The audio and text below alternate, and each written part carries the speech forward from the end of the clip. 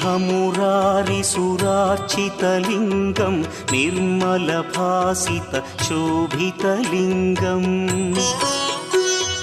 जन्मज दुःखविनाशकलिङ्गं तत्प्रणमामि सदा शिवलिङ्गम् देवमुनिप्रवरार्चितलिङ्गं कामदहन करुणाकरलिङ्गम्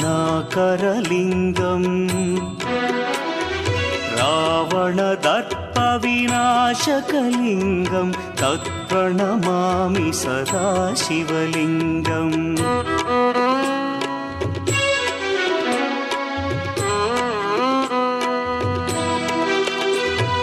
सर्वसुगन्धसुलेपितलिङ्गं बुद्धिविवर्धनकारणलिङ्गं